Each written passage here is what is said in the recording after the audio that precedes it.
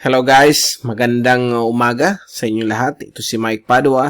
Narito tayo sa ating latest sa panahon. Ito pa ang ating weather analysis ngayong araw po ng Sabado hanggang Lunes, Abril 9 hanggang 11, 2022. At ito po ang ating Tagalog version para ibigay natin sa inyo ang pinaka-latest sa ating mga tropical weather systems, lalo na po yung panibagong bagyo na namuo po sa labas ng Philippine Area of Responsibility. Ito po ay pinaglilingkod sa inyo ng Typhoon 2000. Umpisa natin ang update. Ito ulit yung usual GraphSat natin. Ginawa natin kagabi, Friday, hanggang ngayong araw na ito, Sabado. So, ito po yung panibagong bagyo, dating LPA 95W. Isa na po siyang tropical storm na may hangin po na 75 kph. Ito po si tropical storm with international name Malakas. Okay? So, it's a Filipino name. Contributed po ito ng Pilipinas. So, once na pumasok po ito ng PAR, bibigyan po ito ng local name. Okay? So, but based sa computer models, it may or may not enter PAR. So, babantayan po natin yan. At, meron po tayong aktibong trough po dito, yung troughing. Okay? Yung ibang agencies, tawag nila dyan, monsoon trough. At nakakabit din po dyan yung dalawang previously mga low pressure systems.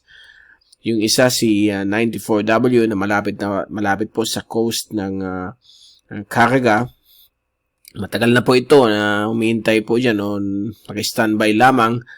Dito po sa may northwest of Borneo o southwest of Palawan, meron din itong panibagong LPA po na nag-form po dito, si LPA 96W. So, balit ito po ay napakababa pa ang tsansa na maging ganap na bagyo. Itong nasa east of the Surigao ay medyo may possibility na maging tropical depression sa loob ng 24 o 48 oras. So, probably bukas or Monday, maging isa na po siyang diganap na bagyo. But kung mag-rapid intensification po siya na yung Sabado, baka bigla-bigla po itong maging isang mahinang bagyo. At short-lived lamang po siya dahil magkakaroon po ito ng direct cyclone interaction, yung tinatawag nating Fujiwara effect, dahil po mas malaki itong si Malakas, mahina naman itong LPA. So, ipupull niya po ito, idadrag po ito sa sirkulasyon ni So, ipupull po ito o idadrag po ito sa sirkulasyon niya dahil mas malaki po ito. Okay? At kakainin itong sirkulasyon ni 94W kaya short-lived lang po ito. Bagamat nandyan po siya malapit sa coast ng northeastern Mindanao o Caraga, may forecast na ito akit ng bagya at mag-standby din sa may east of the eastern Samar. So, bagamat napakalapit po siya, ang epekto po ay instantly, okay? So, magkakaroon po dyan mga malalakas na ulan, konting hangin sa Samar provinces at Leyte provinces as well. Gayon din po sa may Southern Bicol, Sorsogon, Albay, Masbate, and Catanduanes. Ang Camarines provinces hindi masyado, but magkakaroon pa rin po tayo mga ulan, mga maulap na papawirin mostly hanggang sa Lunes. Okay, so babantayin po natin yan. Pag maging bagyo po yan, mag-i-issue po tayong storm updates. Wala po tayong updates yung Malakas dahil nasa labas po siya ng PAR. Wala na po siyang threat sa ating bansa dahil ang forecast ay gaganyan lang po siya, mag-record. But habang mag-record siya, kakainin niya ito si 94W. Okay? Ganun po ang situation ng mga weather systems kapag maliit at mahina yung isa, i-absorb niya yung kaulapan. But walang intensification na mangyayari dun sa system. Yung pag-intensify niya ay dahil po dun sa kanyang central convection, okay? Within or below that, yung init ng dagat ang magpapalakas sa kanya. Yung hangin ng dating LPA ay pupunta lamang po sa sirkulasyon niya. So, walang dagdag po sa kanyang lakas. Okay? Sa ibang bahagi ng ating bansa, may northeasterly wind flow sa may dulong hilagang Luzon. By the way, ito palang trough nitong dalawang LPA, magbibigay po ng mga ulan at thunderstorm sa Palawan, Sulu Archipelago, Mindoro, Bicol Region, Visayas at Mindanao. Mas malakas po ang mga ulan sa Eastern Visayas at Northeastern Mindanao sa may Caraga Region dahil po sa sirkulasyon ni 94W. So, ito yung fast animation. So, makita nyo ang sa pag-develop po nitong si Tropical Storm Malakas. At mabagal po ito kumikilos. Hilagang kanluran sa bilis na 11 kilometro bawat oras. At ito po yung isang tropical low pressure system na si 94W na ito po ay unti-unti na po organize yung kanyang sirkulasyon at posibleng maging ganap na bagyo rin ito sa loob ng 2 araw. So, babantayin po natin yan. Kung maging sabog pa rin sirkulasyon niya, baka LPA na lamang po yan. But still, magbibigay po ito ng mga alarming rainfall sa may area po ng Eastern Visayas at Northeastern Mindanao. So, ito yung fast animation mula sa windy.com. Okay. Satellite loop. Zoom in po ito at ayan po, nakita po ninyo yung itpula. Yan po yung mga thunderstorms na nakaka-affecto na yun sa summer provinces, portion ng Leyte at eastern at southern Bicol. So, may mga possible pong maulan yan, although hindi po siya masyadong fully organized. Pero makikita mo dito sa kaulapan niya using the nighttime image.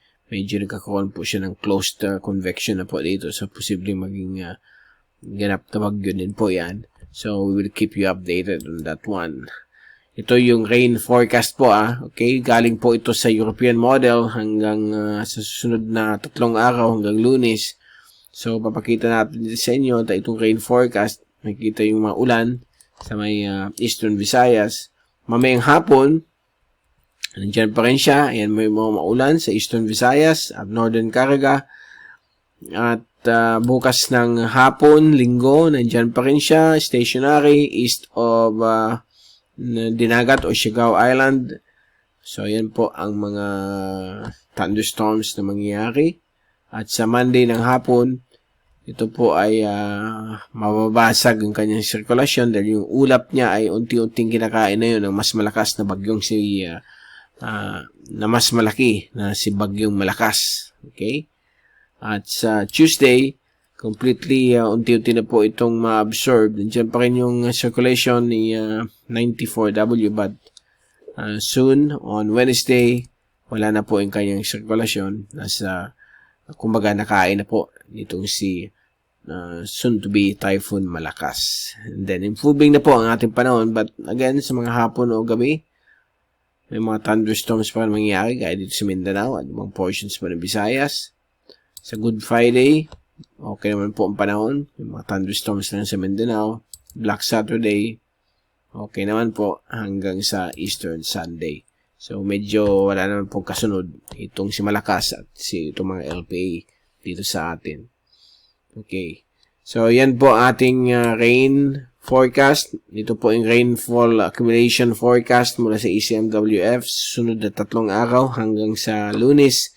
So, ang bulk ng mga rainfall ay dito po sa mga areas na binanggit natin sa may Eastern Visayas, daan na po sa Samar at Leyte provinces, sa Carga region, sa may northern part nito, sa may Surigao del Norte, Dinagat, Siargao Island, gayon din po sa may Masbate, Romblon, Northern Panay, Northern Negros, Cebu, Bohol, Catanduanes, Albay and Sorsogon.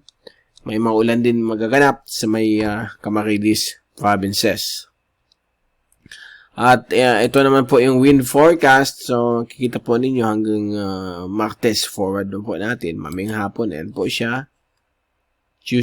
Linggo, yan po. Dumadaan po yung Bagyong Malakas north of Yap. At ito naman po si 94W stationary pa rin sa may east of Siargao Island.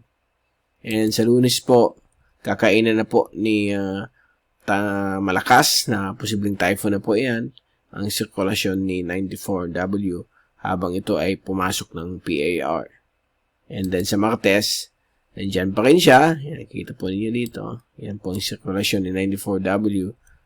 And unti-unti na po ang hihina yan. And on Wednesday, April 13, wala na po. Isa na lang po siyang system, improving weather conditions sa iba't ibang bagay ng bansa. So, sa Huwebes, Biyernes, so yan po pinapakita na mag-record po ang bagyong si malakas. Kasama po yung natitirang kaulapan nung LPA 94W. Bago tayong paalam, pupunta tayo dun sa isang browser. Ito po yung ating bagong website, Typhoon 2000. After 20 years, saka natin pinalitan. Although yung mga gusto pa rin mag-view ng old website, click lang nyo itong old site para makita nyo yung dating website. Updated naman po yun. But ito po yung panibagong site natin since magsa-celebrate po tayo ng 25th anniversary, silver anniversary ng ating website, Typhoon 2000, since November 2, 1997. At because of that, since solo na lang tayo, we are looking for sponsors sa ating website para matulungan na patuloy pa rin yung bibigyan natin ng serbisyo sa publiko para yung website natin ay patuloy pa rin na mag-run for the next 20 or 25 years. So, yan po.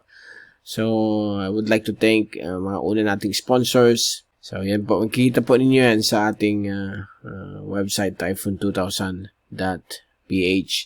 So, ang dito po sa baba, nandito po yung mga easy to view na mga links. Ito po yung daily graphical satellite analysis. Ito po yung link papunta sa ating YouTube channel, Mr. Typhoon.tv. At ito naman po yung current satellite animation ni Malakas. At dito rin po, makikita ninyo ang mga active tropical cyclone. Nandyan yung pangalan ng bagyo, yung timestamp niya, yung coordinates, yung maximum sustained winds. Ito naman po yung direction, movement, and speed. Yung speed ng galaw niya. At ito yung area kung saan siya tatama o kung saan siya nakukuon na yon. Okay? At dito naman po yung mga links ng iba't ibang products nitong bagyo. So, all around po ito, one-stop shop. Nandiyan na lahat. T2K, JTWC, JMA, Pag-asa. Yung sa atin, wala pa yan kasi wala naman threat sa atin si Malakas. But kung maging bagyo po yung sa may malapit sa east of Samar or Surigao provinces, mag-i-issue po tayong update din dito. Dadagdagan natin yung bagyong yan at may mga links na po yan. Mag-i-issue din tayo mga advisories. Ito po yung mga T2K volunteer weather stations na tumutulong sa atin para malaman natin kung ilan yung current weather conditions sa ating lugar. At ito naman po ang mga tropical weather advisories from Pag-asa, Joint Typhoon Warning Center at Japan Meteorological Agency. So, daily po yan. I-click lang ninyo, malalaman nyo ang updates. At kung gusto nyo mag-subscribe sa ating T2K email updates, click lang nyo dyan. Pupunta po kayo sa Google Groups, mag-apply, and you will email me. May mga special rates po dyan para maging member po kayo sa aming grupo at makareceive po kayong typhoon updates via email. And ito naman po yung ating mga support partners, ang Naga City Government, LGU Naga, sa continuing support po nila. Itong website nga pala ay gawa po ng ating partner, Cinemarks Corporation. So maraming salamat po sa inyong lahat sa pagtulong para patuloy pa rin ang ating website para magbigay ng serbisyo sa kapwa Pilipino during times na may mga threat tulad ng mga bagyo. Okay? So, yan po. Dito muna natin itatapos yung ating weather analysis na yung araw po ng Sabado. At babalik tayo sa Lunes upang bigay sa inyo pinakalatest sa ating panahon. But if later today or Linggo, bukas, maging bagyo po yung malapit sa Eastern Visayas, mag-i-issue po tayo ng special coverage sa ating YouTube channel. Wala tayong special coverage kay Malakas dahil hindi naman po siya threat sa ating bansa. It's all clear naman po. Okay? So again, ito si Mike Pado magpapaalam. Mag-iingat po tayong lahat. Be #weatherwiser. At see you again guys on Monday or earlier. So, have a great weekend to all. God bless po sa inyong lahat.